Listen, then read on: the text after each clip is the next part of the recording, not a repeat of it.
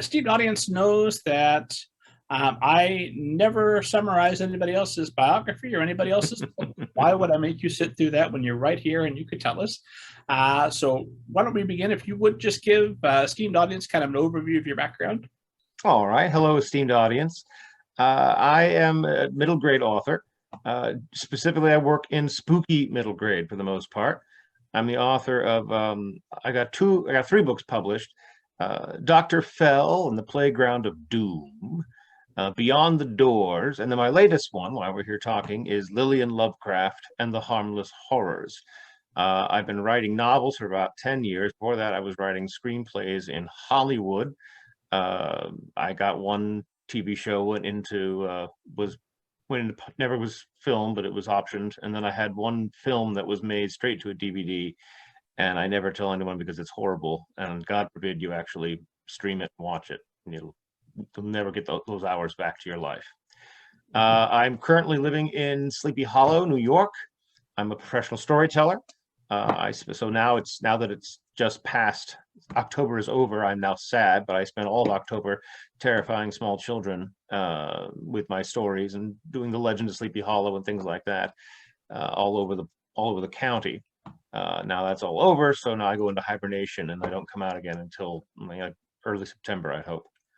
But other than that, that's me. I'm excited to be here and to share what I have with you guys. How can you supplement the rush of horrifying small children in the off season? You're going to have to write another horror novel, I imagine. I suppose I can give it a shot.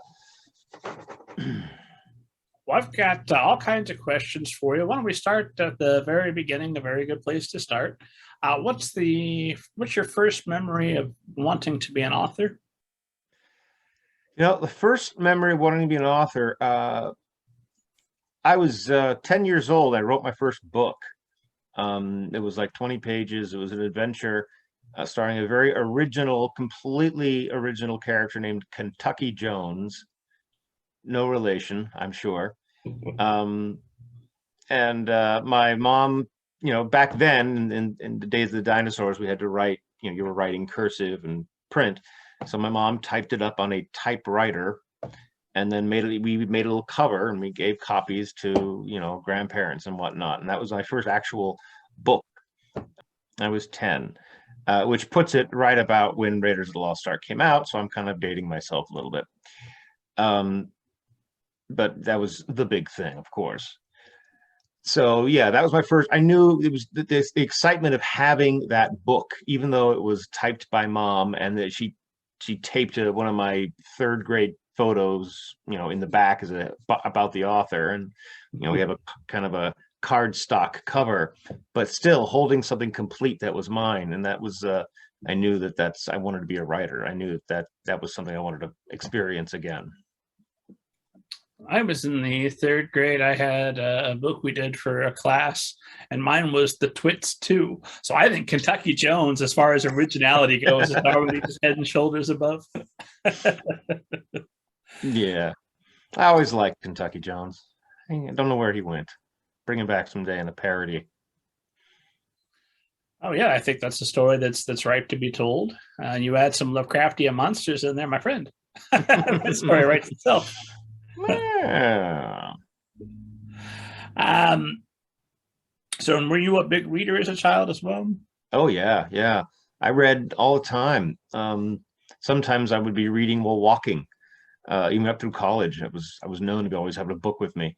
And back then, of course, at the age 10, 11, 12, there was no such thing as middle grade. That genre didn't exist. So I read adult science fiction and fantasy mostly. I read Arthur C. Clarke, Isaac Asimov, David Eddings, even tried my hand at Tolkien, but that was a bit much for me at that age. Piers Anthony, the Xanth books, things like that are what I gobbled up at that age. Piers Anthony is just the perfect book, I think, for a young impressionable adolescent. At least it was for me. No, the Xanth Chronicles absolutely were fantastic. And I read some of his other Bio, the Space Tyrant was always a good one. And he had a couple others. I think did he do Tarot? With those his? But the Xanth books are the classic Piers Anthony, and they are the glorious introduction into fantasy. I think they're really a good is what they were. They're very, very formulaic. They have various things that always happen. And it was the beginning of middle grade. It wasn't called middle grade because they didn't exist. It was called adult fantasy, but I think really the Xanth books are middle grade.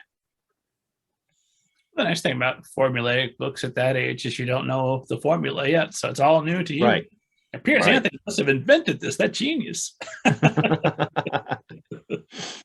I was actually with that being like the Xanth books were such a big part of me as a kid, that Piers Anthony the name. I also loved his the fates, the various On a Pale Horse and the Death, Time, Fate, all these books. His book about those series.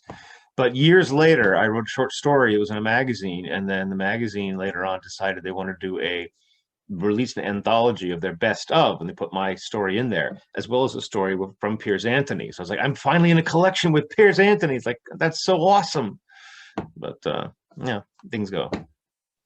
Wow, that is tremendous. That's a badge of honor. I assume you have that book someplace on a shelf. Oh yeah, I've got it. Absolutely. And reading and walking, how's that work? It's tricky.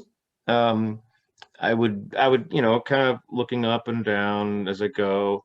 Like I could see it. I'd read a sentence or two, and my head would keep reading that sentence as I look at it. Like I could see it. And I would usually do it in places that I knew where I was, so I didn't necessarily have to look as much because I kind of knew the route. But I just loved reading. If I'm in a good story, I don't want to stop. So I would have these books that I'd have them in class under my other books I'm supposed to be studying in class, and I'd have the book I'm reading down here and be like, oh yes sir, no, this is the answer. It's Georgia. Okay, I'm moving on. Whatever you can get. So yeah, anytime I got a chance to read is something that I wanted to do, and still try to read as much as I can. And have you ever tried writing and walking? No, because I'm afraid I would fall and the pencil would go through my eye and blood everywhere. Just nasty stuff. Yeah, no, that could only end in disaster. It's probably for the best. Yeah, I think so. Although I've talked to writers who do this, I haven't been able to do this myself, but who take walks and will dictate books directly into their phone or tape recorder or whatever. If I had the technological know-how to do that, I probably could, because I certainly think ideas. I come across the ideas, I think about them, but I think I can't figure out how to use my phone properly. I'm not that generation. I'm a little too old for that. I got the internet down, but then those pesky phones came up, and that's the next thing. And then soon it'll just be a chip in your body. But or the Google glasses. Whatever happened to the Google glasses? They're going to bring those back, and that's how we'll be able to see everything on your. But right now I can't. I just haven't, not into it. And even when I can, like I've got a couple of recording pieces on it, then it's such a pain to have to listen it back and type it in and so forth. So I just not into that. Yeah, I had this silly idea in my head. It's probably misguided, as so many of my writing thoughts are. But I have this thought that if I have an idea while I'm out on my walk or whatever, if it's a good idea, it will still be there. It will still be there. Yes. One of those bad ones that'll go back to the ether roll and make room for hopefully the ether, and hopefully make room for a better idea. Yeah, but unfortunately, that isn't always the case. I've lost plenty of ideas that I knew were absolutely brilliant because I didn't write them down. Or hello, Kitty Tail, or Mabel making her usual guest appearance on the show. My cats. I have two cats, but they will not allow themselves to be held by me. So we're not going to be able to see them. They're not going to be up here walking around. But I do love the cats. But I don't know what I was talking about now. The cat technology and technology ideas and losing ideas. Yes, and we've talked about nope. I don't. There's no brain up here. It's just a big empty hole with air going in there. Because I see cat, and it's like I'm like in Up, that dog. Squirrel. I'm more like, let me tell you about the hypothesis about what man's real purpose in cat. Just gone. Well, I've read 2 guest posts by you available now at middlegradeninja.com, which I'll continue to plug throughout the program because I love Cool. those guest posts and I think everyone should read them, and I'll put them in the show notes. I've just read your most recent novel, so there's a brain in there for sure. Can be verified. Thank you. Then I feel happy. I'm not. And someday I'll have the hat surgically removed, but right now it's just stuck there. And I just take your word for it that it's not an empty hole at the top. Those of you listening, David is wearing a purple top hat. Is that a fair description? Yes, it's a purple top hat. Purple that took me a long time to find. For the videos, you can see those on video. I'm showing at the cover of my book, Dr. Fell in the Playground of Doom, and you see the character has a purple top hat. And I mentioned that, I described that in the book. So when the guy put it on there, that was absolutely correct. But I had to have the same hat as Dr. Fell. And yeah, I looked online and Amazon, all the purple top hats were like really nasty, flimsy, the stuff that you'd wear for a day, but like they're made out of paper, that none of them were good. So my family and I were vacationing in London, and on Portobello Road, all these markets, we're just walking past, and my wife's like, David, there's your hat. And so, I have to buy the hat. And so I'm fly back to America with holding my purple top hat in my lap because I'm not going to shove it in something, whatever. But yes, I now bring it to all my events because it's my purple top hat, and I like it. They make me happy. Now that you've got not Dr. Fell's hat, it's your hat, but kind of Dr. Fell's hat. Was that intended you wear that, I'm assuming, to promote the books? Do you wear that when you write? I wear it when I'm promoting my books. It gets the connection. Obviously, people see the cover, and they'll say, "Oh, that's so and so." I'll often get is, "Oh, you're Willy Wonka," because I completely forgot that Gene Wilder wears a purple top hat throughout Willy Wonka. I completely forgot about that. So no, I'm not Willy Wonka. I'm Dr. Fell.